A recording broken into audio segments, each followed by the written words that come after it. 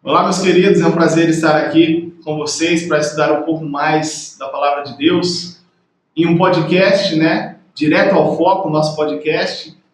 Vamos ter a oportunidade de estar estudando um pouco mais sobre o tema Vida no Campo. Agora temos o prazer de estar na companhia do nosso pastor Clodoaldo. Olá, que prazer estar aqui, para estudar esse assunto tão importante. Também temos o prazer de estar aqui novamente com o nosso pastor Valdemir. É um prazer mesmo, porque eu gosto desse tema, Eu fui para o campo com incentivo de levar a família para o campo, mas também com incentivo de trabalho missionário. Então é um tema que eu gosto, É um prazer estar aqui discutindo isso com os irmãos. Temos a participação especial da nossa irmã Maiville. Olá a todos, é um grande prazer estar aqui mais uma vez para falar com vocês, comentar um pouquinho mais sobre a Palavra de Deus. Como os pastores falaram, um tema muito interessante para todos nós, E também temos o prazer de estar recebendo a nossa irmã Raquel. Olá, meus queridos. É um privilégio estar novamente aqui com todos vocês e é um prazer participar desse assunto que é muito interessante e eu gosto muito. Antes de começar o estudo, nosso podcast, vamos fazer uma oração?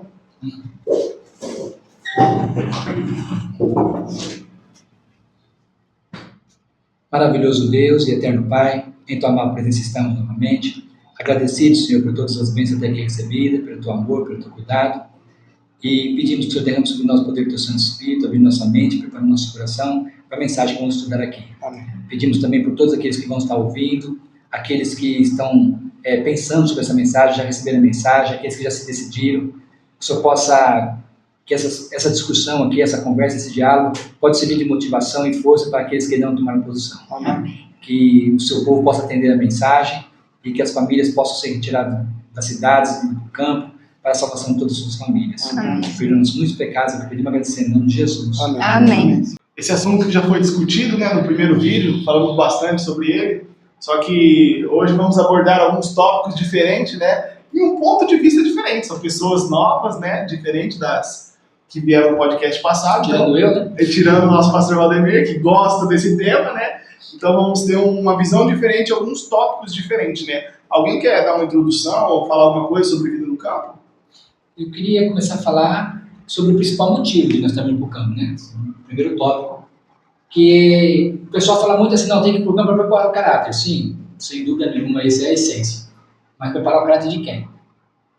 Então o foco principal para mim, o que eu entendo na literatura do Espírito de Profecia, é que o foco principal é para salvar toda a família. Então, sair da cidade, se a gente leu Vida no Campo, a maioria dos livros vai falar assim, para tirar os filhos, para tirar os jovens da corrupção. Então, sempre focado nos filhos. Então, esse seria um dos principais motivos que nós estamos mudando para o campo. Salvar toda a família. Como eu disse no outro podcast, quando nós chegarmos no céu, nós vamos ter que responder uma pergunta. Cadê os filhos que eu te dei? Por que não estão na minha mão direita? Então, na cidade, a gente tem muito foco missionário, a gente vê muitos evangelistas, mesmo na história bíblica, Muitos que foram grandes evangelistas, mas não salvaram a família. E a mensagem agora para nós é justamente salvar a família.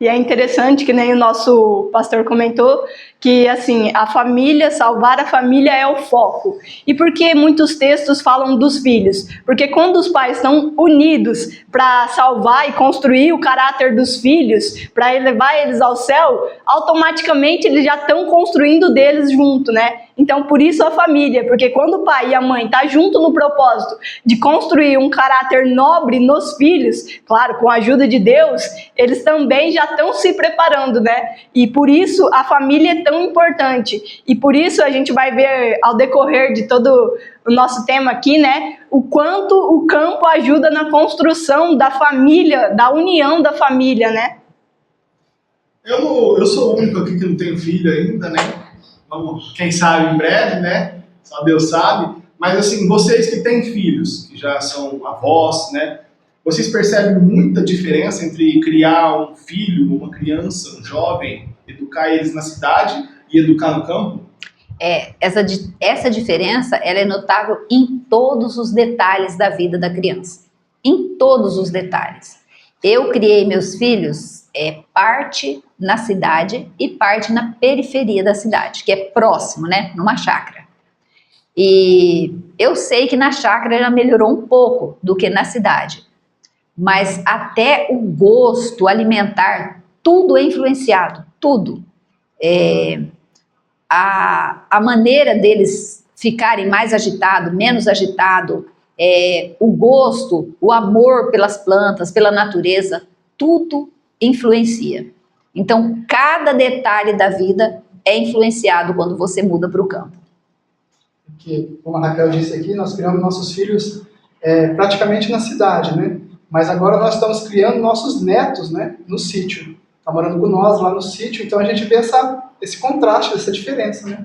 A criação dos netos agora estão bem novinhos, mas é bem diferente, bem diferente. A diferença a gente vê assim, é visível, né? A gente vê a diferença em tudo, no comportamento, na linguagem, em tudo é diferente. Na verdade, nós estamos acompanhando, né, a criação dos nossos netos ali no sítio, né, que o casal, minha filha e o meu genro moram ali próximo de nós, né, então nós acompanhamos e ajudamos também, mas a diferença é muito grande.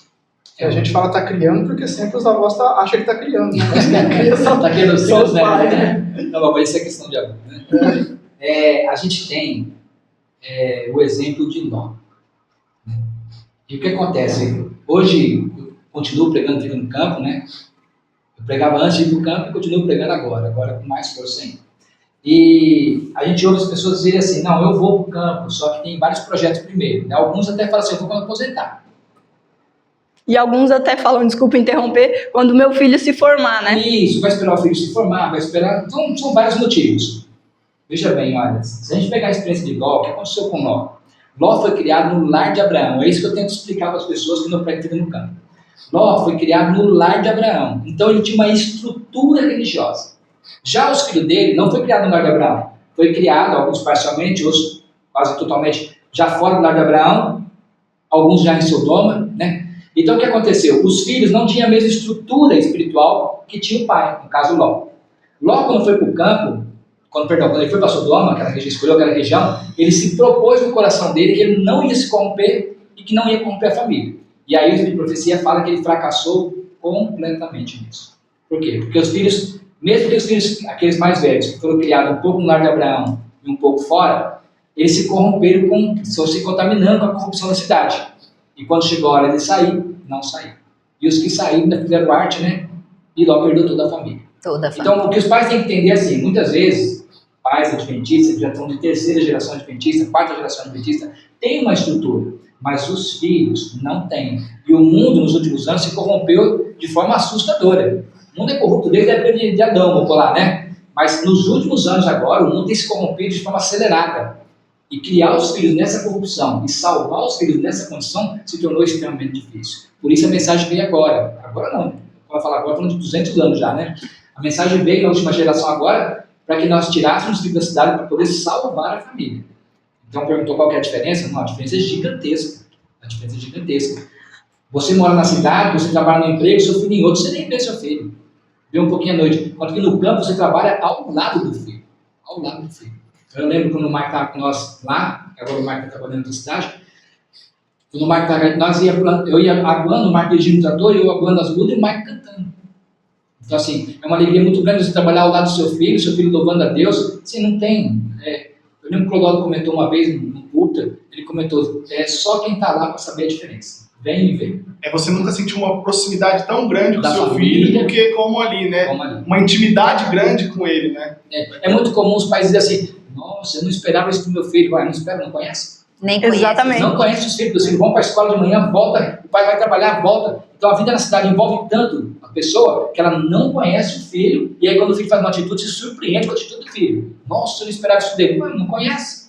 No campo você passa a conhecer, porque você convive o dia inteiro com o filho. Você conhece os pontos fracos, os pontos fortes do seu filho no sítio, porque você vê as lutas, dificuldade, e aí você tá ali, busca orientação de Deus de como orientar esse filho, né? Porque você vê as lutas, as dificuldades, os pontos fortes, né? Que vai se fortalecendo nele. E na cidade não. Quem vai ver são os de fora, porque os filhos normalmente na cidade têm mais contato com as outras pessoas. E eles também vão receber influência dessas pessoas. Quando a influência dos pais vai caindo a cada dia, e como o pastor Valdemir comentou, logo se descobrem estranhos. Eu conheço o nome, o rosto e só. Não tem uma intimidade, né? Júnior, nessa pergunta ainda seguindo, você perguntou aí, os benefícios de você criar o seu filho no sítio são muitos, né? São benefícios na parte até física, na parte espiritual, né? Muito na parte espiritual, eles vão estar em contato com Deus da natureza, né? Vão ver as obras da mão de Deus, né? Do Criador, vão conhecer o caráter de Deus, o amor que Deus tem pelos seus filhos, né? Então, é muitos benefícios que tem você criar o seu filho no campo, né?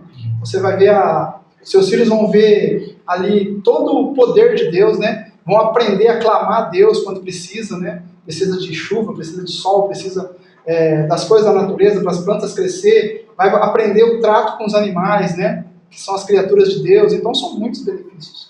Deixa eu contar uma experiência. Quando eu estava na cidade, eu sempre tinha essa preocupação com meus filhos e a minha casa sempre muito cheia de jovens, né? Eu sempre atraía jovens para minha casa. Até você era ainda bem jovenzinho na época, né? E o que acontecia? Por exemplo, de sábado. De sábado as crianças, nossos filhos se reuniam na igreja. E lá na igreja, eles já começaram a combinar. Vamos na pizzaria? Vamos não sei aonde? E nós, pais, de longe, já via eles combinando. Aí eu tinha que fazer toda aquela artimanha, né? Eu falava para eles, não, olha, vamos para cá, nós vamos fazer pizza, vamos fazer isso, vamos fazer aquilo. Então, na verdade, o que acontecia? Existia uma concorrência. E o mundo é uma concorrência desleal. Muito. Muito desleal. Então, eu tinha que ficar tentando ali, e aí eu ia envolvendo os jovens, não, vamos todo mundo para casa, nós vamos fazer pizza, vamos fazer isso, tudo aquilo para conseguir segurar os meus filhos e alguns jovens em casa, para eles não irem para a lanchonete e ver as coisas erradas que acontecem numa lanchonete. De todo tipo, errado, não precisa nem falar, né? Então, uma luta, essa luta não existe mais.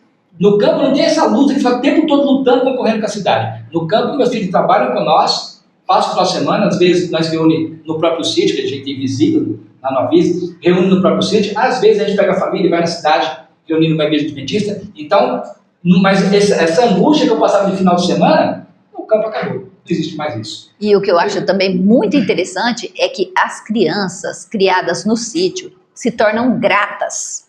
Quando na cidade elas estão sempre com uma sensação de que falta. Por quê? Porque ela foi numa pizzaria. O dinheiro não deu para ela comer tudo que ela queria. Ela queria ter feito aquilo, não deu. Ou ela já sai de lá planejando voltar semana que vem na outra e conhecer outro lugar diferente. Ela já sai de uma, em vez de agradecer pelos momentos que presenciou ali, não, ela já está planejando o próximo, né? Já no sítio, né, já no sítio, o que acontece? Você prepara a refeição, você vai lá e colhe. Eles ficam muito satisfeitos de vai lá e colhe uma fruta que ele nunca iria comprar na cidade. Ele nunca iria comer. E aquilo ali suscita uma gratidão, porque ele está sempre olhando, ele plantou, ele viu crescer. Aquilo dá uma alegria. E na cidade não. Ele vai lá, o que faltou? Faltou dinheiro. Então o que eu preciso? O que o amor desenvolve? No dinheiro. Quando a criança do sítio não fica focada no dinheiro. Porque ele vai lá, trabalha, colhe, e enquanto o da cidade, tudo para ele o que resolve é dinheiro. O dinheiro é o rei. Porque tudo eu preciso do dinheiro. Vamos lá? Não pode, nós não tem dinheiro. Quando tiver dinheiro, toda a palavra envolve o dinheiro, todas as conquistas, os sonhos deles. E no sítio não. Eles são felizes com o que tem ali.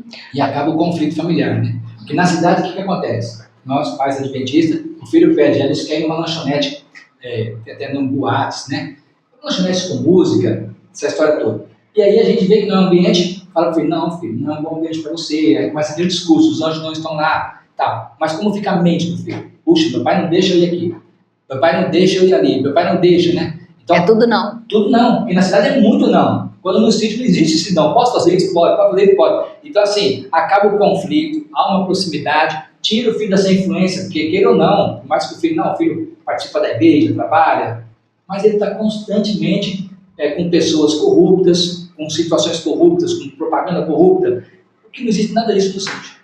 Voltando ao sítio, aos filhos, né, e essa mudança, essa diferença de vamos dizer assim, de um mundo para o outro, né, eu também gostaria de compartilhar uma experiência aqui, né, eu moro com os meus filhos no sítio, e assim, na cidade, eu morava na cidade até jovem, até quase 18 anos, a gente vê a diferença que é o sábado na cidade e o sábado no campo. Para os meus filhos, o sábado é o dia mais esperado da semana. É alegre. É alegre. E não é só pela questão de serviços, vamos dizer assim, porque eles são crianças, eles não têm responsabilidade de serviço. Mas o sábado é o dia mais alegre para eles. Porque a Bíblia, deleitoso. e até a gente costuma fazer lá na região onde a gente mora, uma vez por mês a gente costuma fazer piquenique para as crianças ao sábado à tarde. Então, imagina só como vai ser para eles quando eles crescer, essa lembrança, né? De sábado à tarde, a gente se reúne, leva cada um que preparou na sua própria casa ou que tem na sua própria casa e leva para lá e coloca, estende uma toalha no chão e aí as crianças se sentam e ao longo do decorrer do piquenique tem que se levantar por causa das formigas, mas é uma alegria para eles, aquela convívio, né? E até o último piquenique que a gente fez, só comentando essa diferença, eu lembro que foi colocado na mesa para as crianças várias coisas, né? Os pãozinhos, as bolachinhas, o suquinho que a gente fez, várias coisas, as frutas, e entre elas colocamos um melão inteiro. E eu, na minha cabeça de quem cresceu na cidade, pensei, para essas crianças um melão inteiro vai sobrar melão, né? E o melão foi a primeira coisa que acabou.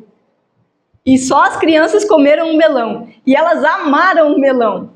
E as outras coisas foram sobrando. E o melão foi a primeira coisa que as crianças comeram. Então eu estou dizendo assim que a visão da criança do sítio é diferente. É diferente o que ela deseja. O desejo dela na alimentação e nas outras coisas é diferente. E assim, é uma coisa que nós que não crescemos vamos entender conforme formos vendo os nossos filhos, os vossos netos, né? Então assim, é uma experiência que vocês precisam viver, né?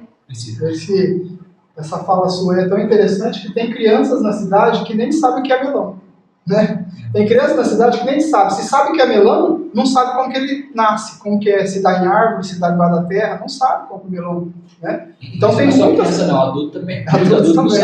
Tem muitas coisas do sítio que as crianças não sabem, porque está acostumado ao quê? Aí com a facilidade, né? Está acostumado com a facilidade, vai no mercado, já compra aquilo, vê aquilo, né? E não sabe de onde veio aquilo, como que fez aquilo, como que nasceu aquilo, né? Então não vê as obras da mão do Criador, vê as obras da mão dos homens, né? Esses dias nós fomos no supermercado e o Júnior falou para as crianças escolher alguma coisa, né? Qualquer coisa que eles quisessem. Alguma coisa que ele ia comprar para as crianças. A Milena escolheu na hora a uva, uma caixinha de uva. O Amiel ficou em dúvida entre a uva e a ameixa. E aí acabou optando pela uva também. E aí quando nós saímos do supermercado, ele comentou, olha que interessante, eu deixei eles escolherem o que eles quisessem. E saí com muita satisfação, porque eles escolheram o saudável. E foi escolha deles, e com uma alegria comendo aquelas uvas. Comeu tudo. Deu tudo, né? Então você vê que o gosto é diferente. Porque na nossa cabeça nós ficamos esperando o quê? Vai pegar um Danone, um chocolate, um salgadinho, uma bolacha, né? Porcariada de cidade. E aí eles vêm e falam assim, tio, eu quero uma uva e o outro, eu quero uma ameixa, ou uma uva também. Eu fiquei pensando assim, nossa, isso aí dá até gosto de dar, né? Muitas vezes a gente fala, promete, né? Não, vamos lá no mercado, não faz bagunça, que eu vou te dar uma coisa. E a criança pede lá uma bolacha ou uma coisa e você fala assim, nossa, eu prometi, vou ter que dar, mas eu sei que aquilo lá não vai fazer bem, né? Mas eu tenho que dar, porque eu prometi. Agora, quando pede as coisas saudáveis, fala assim, não, dou e com alegria. E da próxima vez, se quiser, posso prometer de novo. Isso é um exemplo bem claro, porque assim, ó, na cidade, isso acontece com todas as crianças, né, jovens, pré-adolescentes. Se você chega com uma fruta na cidade, uma fruta que a criança não conhece, ela olha desconfiada, você tem que ficar fazendo propaganda para ela comer. Enquanto você chegar com um pacotinho sem saber o que tem dentro, olha o que eu trouxe, faz um barulho no pacotinho e ele avança. Por quê? O que ele aprendeu, que é gostoso, é o que vem industrial, pacote, processado. Porque a televisão, a propaganda, trabalha o tempo todo na cabeça da criança isso. Uma realidade que a criança do sítio não tem. Eu queria fazer uma pergunta para a mãe mais jovem aqui do nosso meio.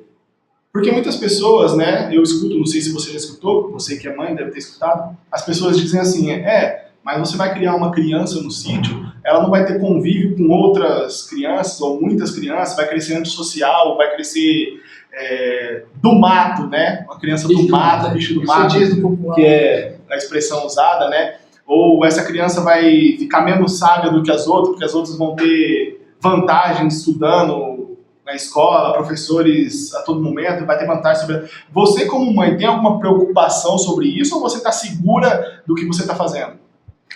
Olha, assim, a gente percebe mesmo que várias pessoas já comentaram isso, né, sobre a questão da socialização, e a gente percebe, sim, que há uma diferença, mas não que eles estejam em desvantagem.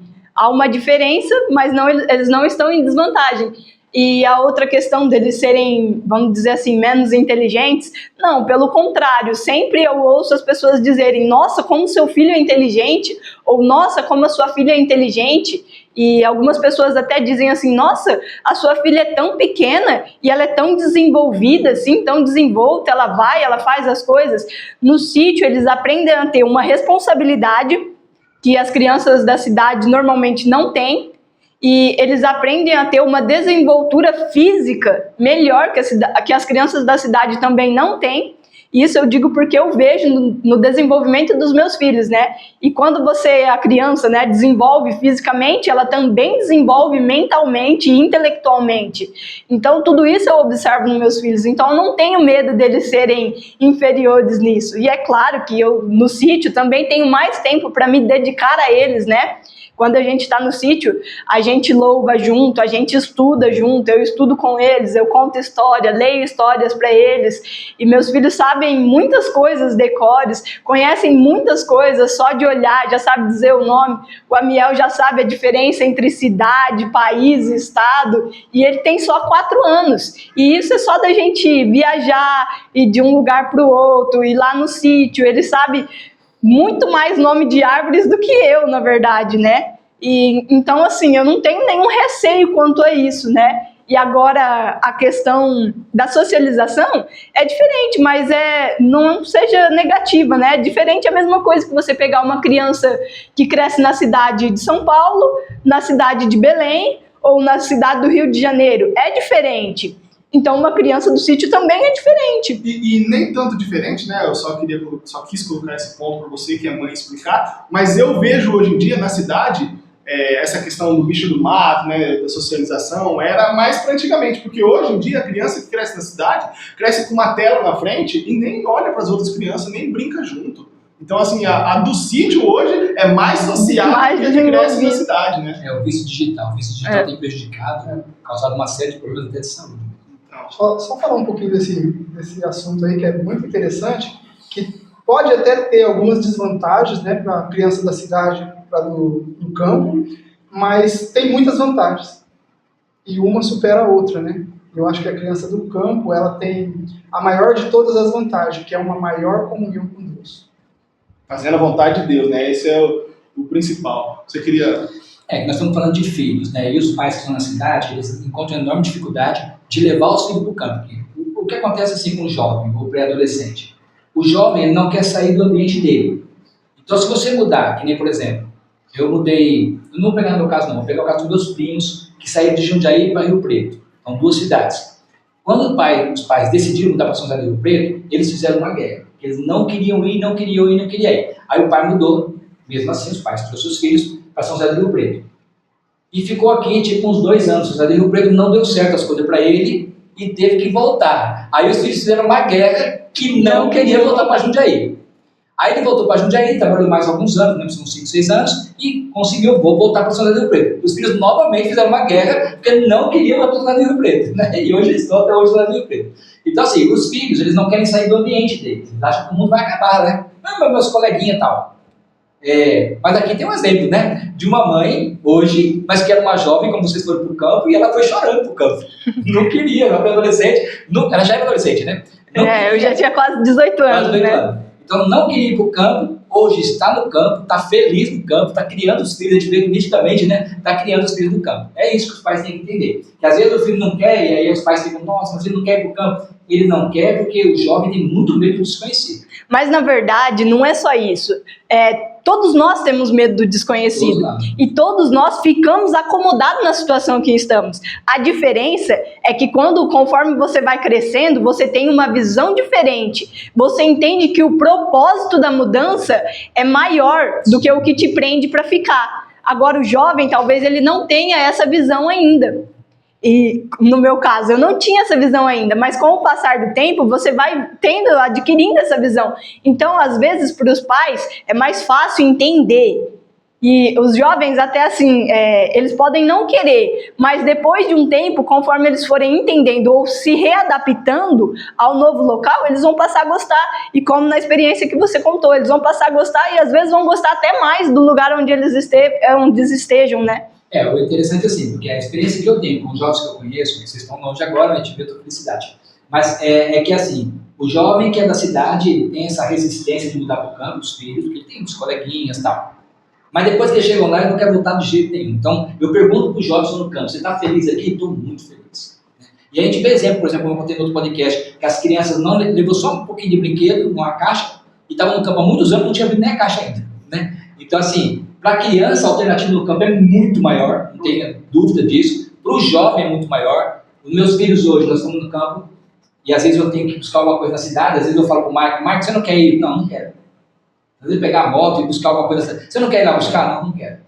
Michel, você quer? Não quero. Então os filhos não querem ir para a cidade.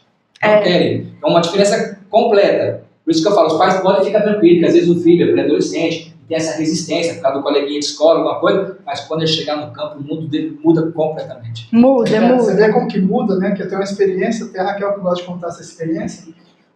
Quando a Maivília precisou ir lá para a cidadezinha perto de onde a gente mora lá, uma vilinha, né, perto, ela precisou ir lá, e o Amiel e a Milena foi com ela para lá e com a Raquel, e ficaram lá um tempo.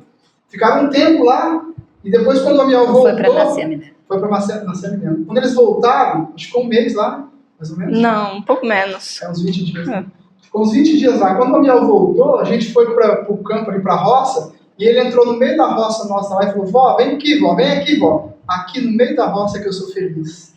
Ele disse isso, né? Aqui que eu sou feliz, vó, não é lá. E era uma vilinha pequena, né? Não é uma cidade grande, uma vila pequena, e ele falou, olha, vó, aqui que eu sou feliz. O que foi que ele te disse hoje, que era a coisa que ele mais gostava de fazer no mundo? Plantar. O que ele mais gosta de fazer é plantar. Ele falou, tio, adivinha o que eu mais gosto de fazer? Eu falei, não sei, correr, pular? Não. Fala. Eu falei, não sei. Ele falou, plantar. É o que eu mais gosto. Nossa, Aí você imagina o quanto que isso está fazendo bem para a cabeça da criança. Pois é. Né? Na formação moral, na formação do caráter dele. Então, assim, é o que aconteceu com Ló. Ló foi criado no lar de Abraão com essa estrutura. Uma criança que cresceu dessa forma com a estrutura. Foi para a cidade com o propósito de fazer uma coisa boa, mas os filhos não tinham. Então, os pais que estão na cidade, não, eu vou mudar quando eu aposentar. Tá, tudo bem. O problema que pode acontecer com você é o que aconteceu com Ló. Foi tirado com munição do fogo e perdeu toda a família. Então, o propósito do campo é para salvar a família. Se a pessoa demorar para o campo, ela pode perder os filhos. O interessante, continuando um pouco no nosso assunto, é que eu escuto vocês falando de mudar para o sítio, mas não é fácil assim, né?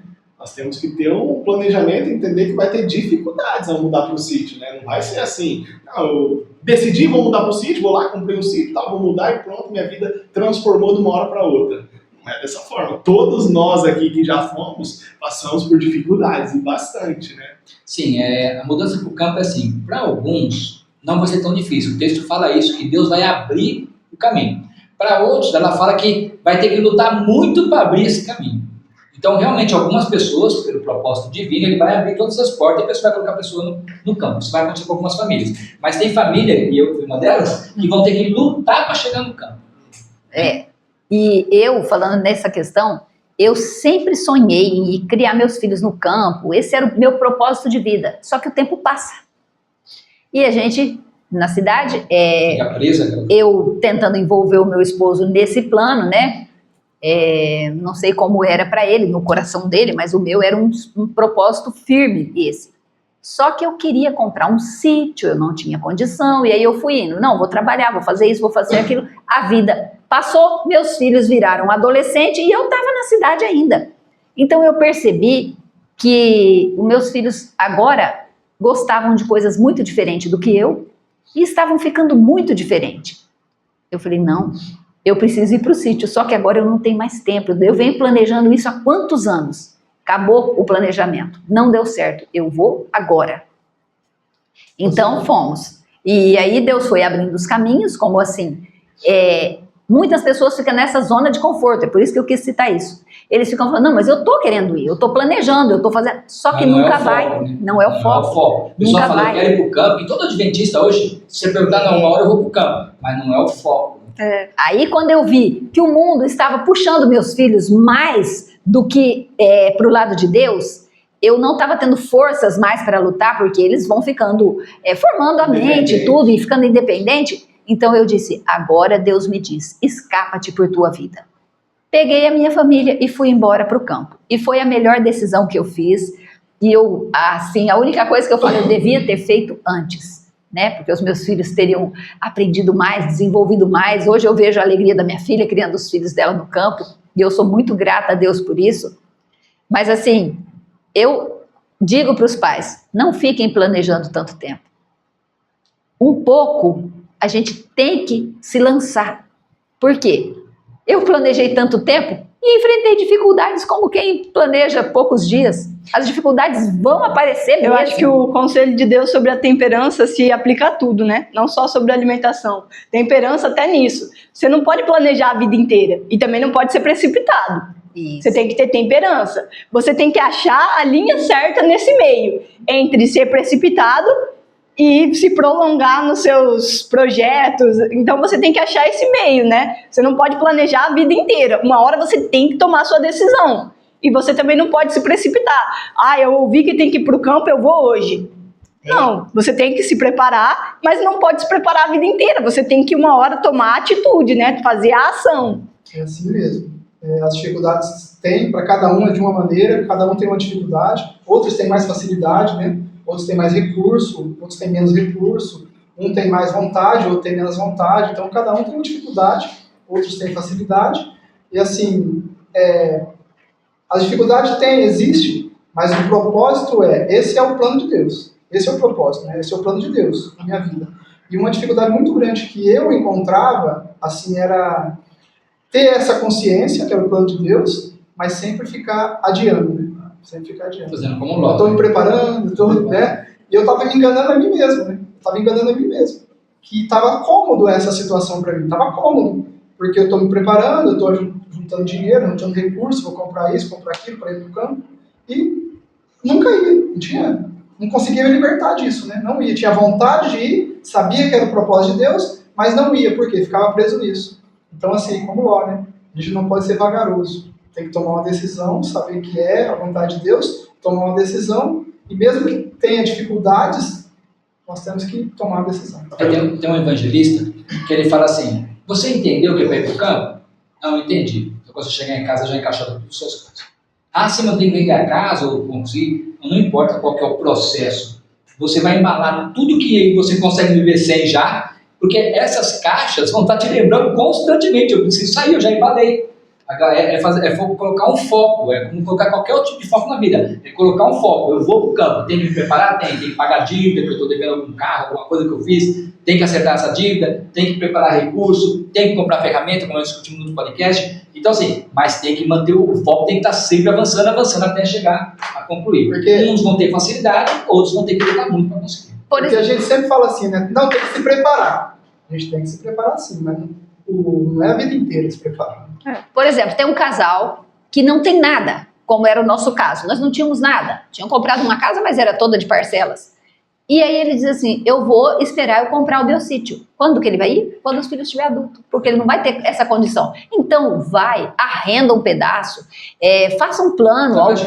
Vai trabalhar de caseiro, pega serviço lá no sítio mesmo, mas leva a sua família para o campo. Mas pelo que eu entendi aí, independente de tudo isso, tem que ir com o foco certo. Sim. Porque, pelo que eu estou entendendo da conversa aqui, é que muitas pessoas têm vontade de mudar para o sítio, igual o pastor disse, né? Que se falar de sítio hoje, de campo para adventista, todos têm vontade de ir.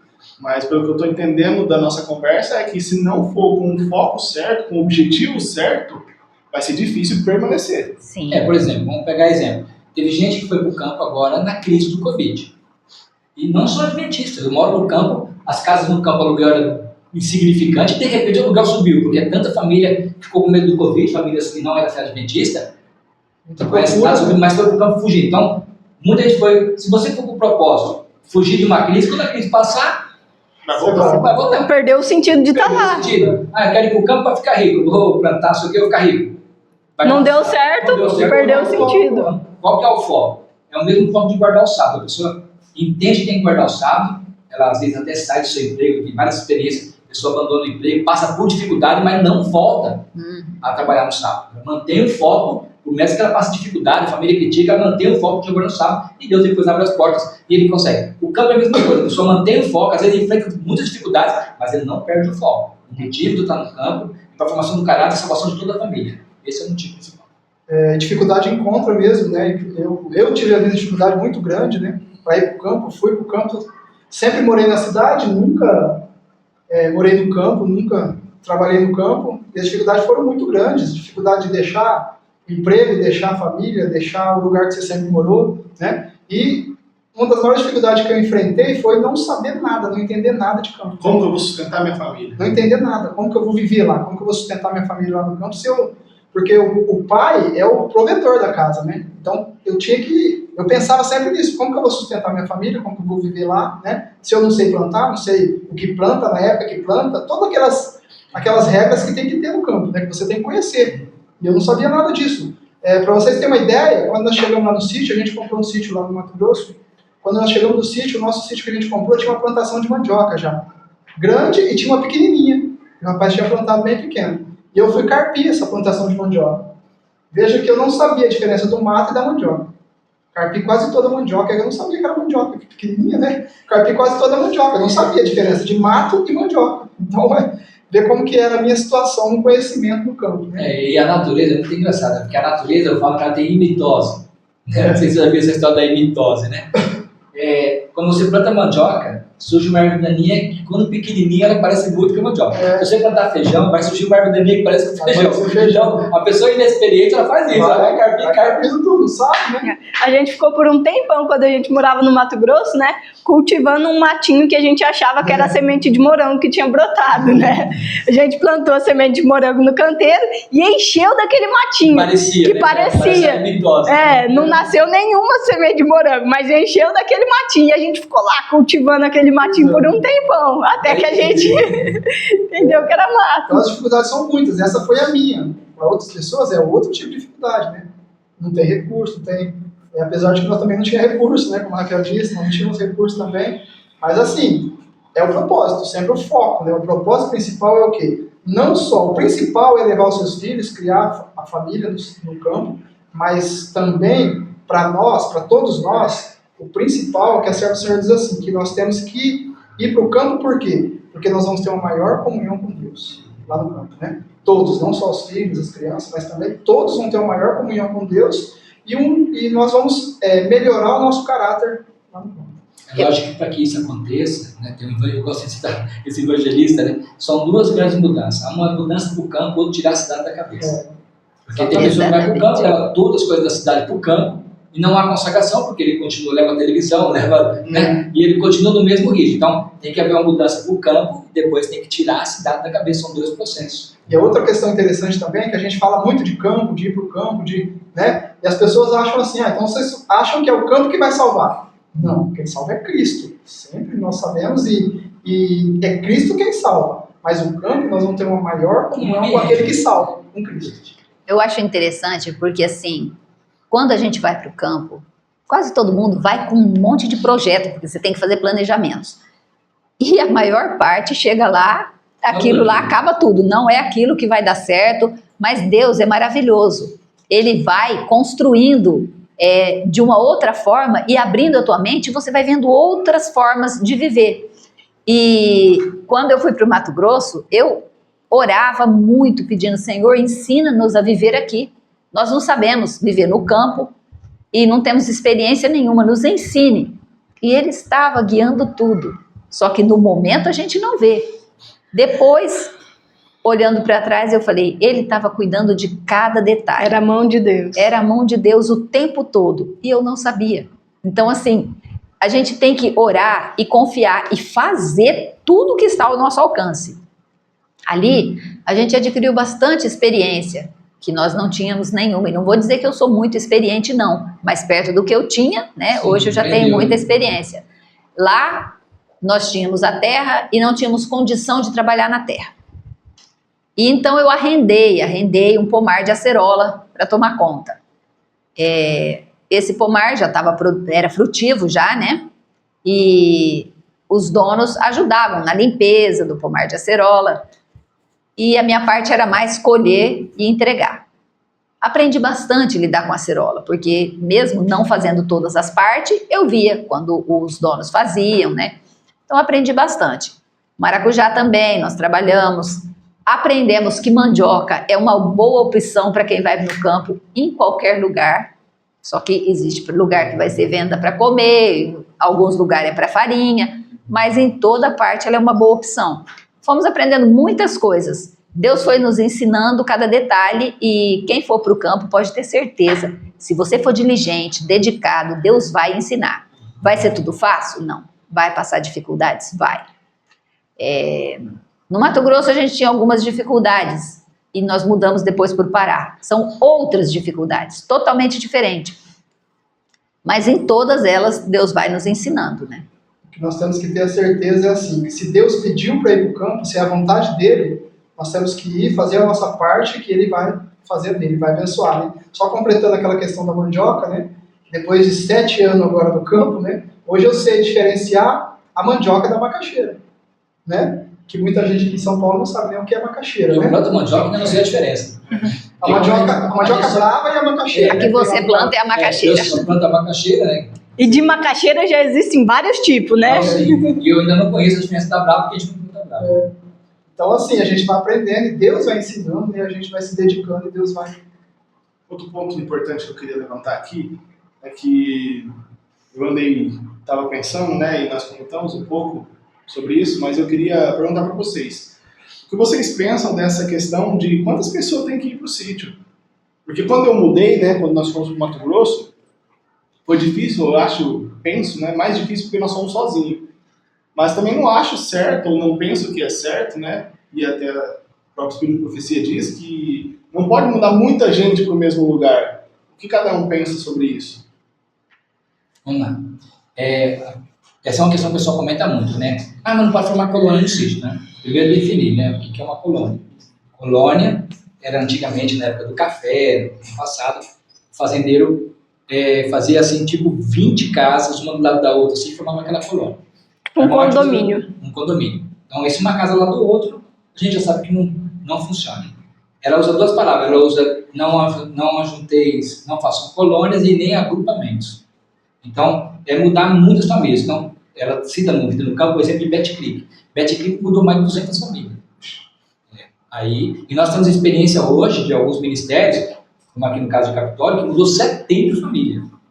Então, é claro que algumas famílias já estão indo embora, amadureceram e tal. Foi bom a mudança, mas já amadureceram. Então, assim, a gente entende assim, mudar sozinho é complicado, como vocês foram, né? É complicado porque não tem experiência. Então, a Armática, o que ela fala? Que deve ir 2 ou 3 famílias, e ela cita assim, uma das famílias deve ter experiência com o campo. Então, a pessoa deve juntar 2, 3, que seja 4, 5 famílias, mas pelo menos uma das famílias ou 2 famílias tem experiência. Ou mudar para um lugar que já tem uma família que tem experiência. Porque às vezes você tem 2 famílias ou 3 famílias na cidade que querem mudar para o campo e nenhum tem experiência. Então, muda perto de um irmão que já tem experiência. Então, compra sítio ali próximo, né? Para poder se aconselhar. O que eu digo é assim, é bom. Mas, por exemplo, a região que eu mudei, os vizinhos são maravilhosos. E eles ensinam, como eu falei no outro podcast, eles vêm no sítio, eles ensinam, não faz assim, faz assado. Eles têm uma paciência para ensinar, um amor, o que eles querem ver se você trabalha. Né? A região que nós moramos é Minas. A gente fala que mineiro é assim, mineiro é desconfiado, ele fica te olhando, mas depois ele vira parente. Então ele tem uma resistência a receber no primeiro momento, mas depois eles passam a te amar e viram parente. Então, e eles deram todo o apoio para nós. Eles vieram, ensinaram, vinham. E eles observam mesmo, que a hora que você levanta, eles ficam observando mesmo. Então, mas acredito que isso, que deve mudar 2, 3 famílias, 4 famílias, não muita coisa, e não fazer as casas muito próximas. Né? Eu entendo assim que é isso, né? Colônia é isso, muito próximo, muito perto, né? Ela diz, certos senhores não colonizeis, né? Então não fazer esse tipo aí. Mas, por exemplo, lá onde nós fomos pro Mato Grosso, nós fomos sozinhos, né? E diferente de quando nós fomos para o Pará. Quando nós fomos para o Pará, 3 anos atrás, a gente mudou para lá né? Só que tinha bastante famílias que mudou também perto de nós, adventistas, né? Que mudou perto de nós. Eles foram lá de Goiânia, foram 5, né, família, 4 famílias, 5 com nós, e tinha outros 2 famílias morando lá já. Então, assim, a gente não colonizou, não fez muito perto, mas a gente está, assim, numa distância que dá para se reunir sempre, né?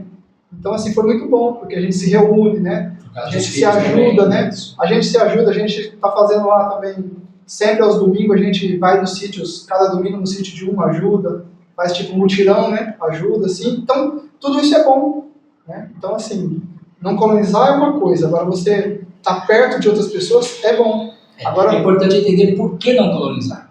Então, por que é mais não? Porque, por exemplo, eu tenho meu sítio lá e em volta tem muitos sítios pequenos, semelhante ao meu. Quer dizer, o meu é um dos maiorzinhos, né? Mas tem de 5, de 10, de 15, é o quê? São vários sítios. Todos não adventistas. Vamos colocar assim, mundanos. Né? São pessoas boas, mas 100% religiosos alguns são católicos. Então, eu não posso ter vizinha adventista? O problema não é se não ter vizinha adventista. O problema é que a Leonard fala, não muda muito a família para um lugar só, porque o mundo tem que ser evangelizado.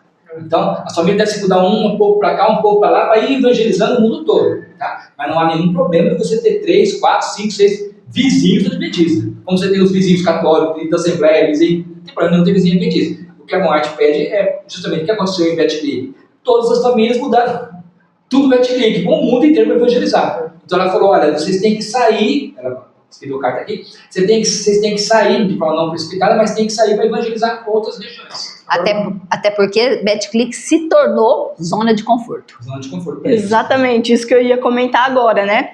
E a gente tem que tomar cuidado para que isso não aconteça com a gente, né? A gente vai para um lugar, tem várias famílias, e aí a gente fica ali só naquele grupinho e esquece que tem outras pessoas que ainda precisam conhecer a mensagem, que precisam conhecer a breve volta de Jesus. A gente esquece que a gente tem que trabalhar e a gente fica ali acomodado naquela situação, vamos dizer assim, naquela situação espiritual, só com os irmãos que já estão ali. E esquece que as pessoas estão clamando, estão necessitadas de pessoas que levem a mensagem, né? Agora, a outra questão, né? Mudar sozinho já é um conselho que a Ellen White não dá, né? No Espírito de Profecia não dá. Porque ela diz em 2 ou 3, 4 famílias? Quer dizer que em uma é inaconselhável, né? Você mudar sozinho é inaconselhável. Não só pela questão de você não saber lidar com a terra. Também, pegando no nosso caso, nós fomos para um lugar muito distante da nossa cultura, dos nossos parentes e dos nossos amigos. Você chega sozinho lá, você está se expondo ao perigo. Por quê? Ninguém te conhece ali. E você não sabe, que nem o pastor falou que na região dele, tudo muito bem, mas a gente foi para uma região, assim, vamos dizer assim, considerada a mais perigosa, né? Você não sabe, lá pode ter pessoas de todo tipo. Agora, se você chega lá em 5 famílias, já vão te olhar diferente, já vão te respeitar diferente. Então, também tem essa questão, né? Você chega com mais pessoas, você chega em vários irmãos, você já não está sozinho, eles sabem que você tem um grupo, né? Só que a gente tem que tomar cuidado no tamanho desse grupo, né? Agora, Júlio, eu queria colocar uma questão aqui desse ponto, que é muito importante a gente ressaltar e falar e até aconselhar, a gente que tem um pouquinho de experiência, é o perigo de ir só irmãs sozinhas para o campo, né? Ou irmãos também, né? Sozinhos. A gente vê a experiência assim, de irmãs que são aposentadas e querem ir para o campo e vai sozinho, né? É muito perigoso. Então tem que procurar ir com outro irmão, com outra família, né? Com outros irmãos ou com outra família, para não só por causa do perigo, mas também para ajudar.